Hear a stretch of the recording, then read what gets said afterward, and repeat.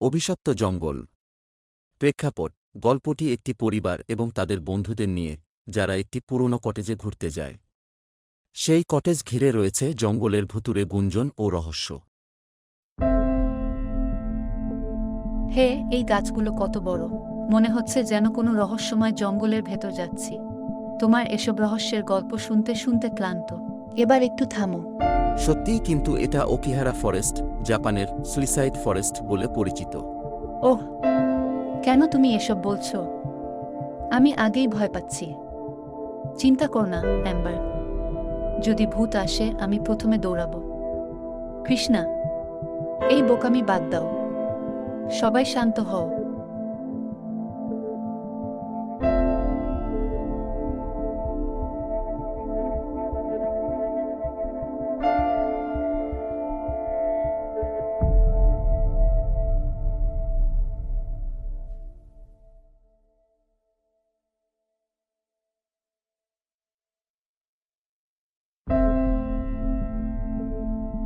এটা আসলেই পুরনো। এই কটেজে মানুষ থাকতো। জানো, এই কটেজটা নাকি অভিশপ্ত। চুপ করো, জুলিয়া। কোনো বোকা বোকা কথা বলো না। এটা কি? কিছু না, হয়তো বাতাস। এটা আসলেই পুরনো। এই কটেজে মানুষ থাকতো। এসব তোমার কল্পনা। যাও, সবাই ঘর গোছাও।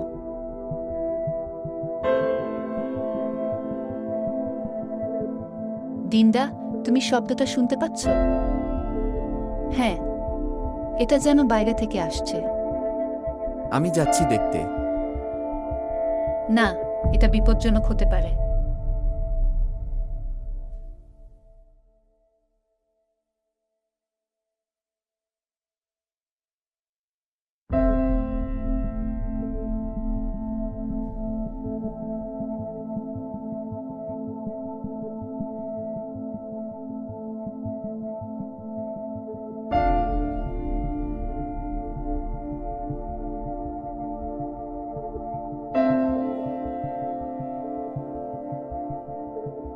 ভয়ের কিছু নেই, আমি একটু দেখেই ফিরে আসছি।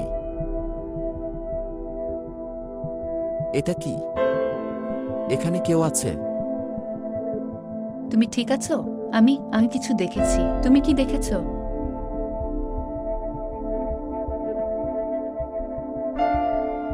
কোনো মানুষ না, যেন কেউ, কিছু একটা, আমাদের সতর্ক করতে চাইছে।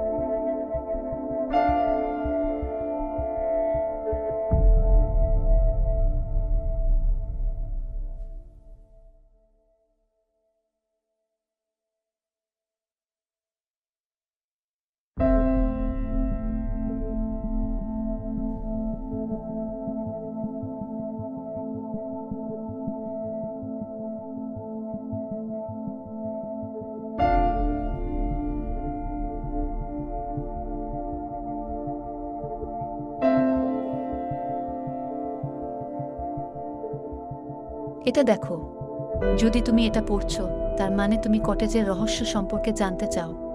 সাবধান, এই জায়গা অভিশপ্ত। অন্ধকারের শক্তি এখানেই বাস করে।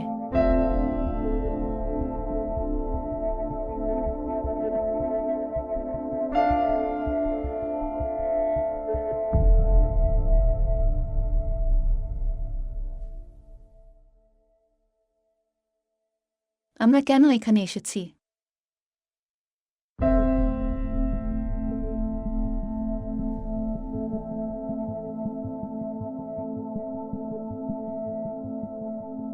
এটা পুরোটাই কাকতালীয়। চলো আমরা এখান থেকে বেরিয়ে যাই।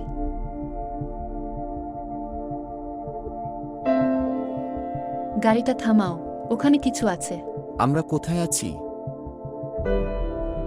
প্রভু, আমাদের রক্ষা করো। এই জায়গাটা তো আমাদের কটেজের কাছেই ছিল। আমরা বারবার একই জায়গায় ঘুরছি।